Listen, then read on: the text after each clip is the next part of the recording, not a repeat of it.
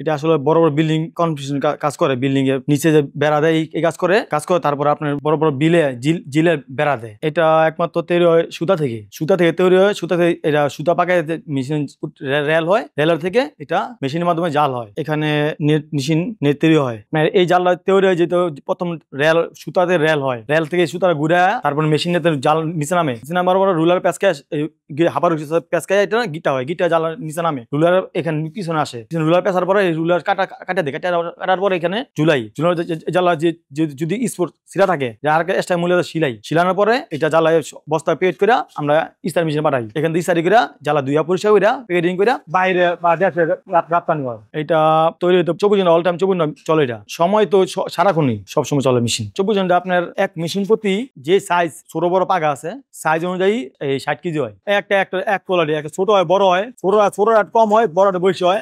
একটা 10 নম্বর সাইজ হয়, 8 নম্বর সাইজ, 9 নম্বর সাইজ, 11 নম্বর সাইজ, 12 নম্বর সাইজ না। এটা তৈরি হতে মানুষ সম্ভবত মেশিন ডিস্টার্ব দেয়, মেশিন নষ্ট, মেশিন ঠিক করতে হয়, ওয়ালিং মেশিন লাগে, তারপর আপনার গ্যানিং মেশিন লাগে, এগুলো যন্ত্র লাগে, ঠিক করে চালাতে হয়। যখন প্রেস লাগে তখন আমি এটা বন্ধ হয়ে যায়, এটা চালাই, একটা ফিরে আবার মেরামত খুললে আবার শুরু করি। একটা রিলে আপনার জাল হইব 60 কেজি একটা রিল তৈরি করতে মোট 24 ঘন্টা সময় লাগে। এই সুতাগুলো বাইরে থেকে আনা হয়, এই সুতাগুলো বাইরে থেকে ইম্পোর্ট হয়, এবার আমরা সুতা কিনে আমরা তৈরি করে বানাই। ওই রিল গুলা সুতারা আছে, সুতাগুলো ঘুরা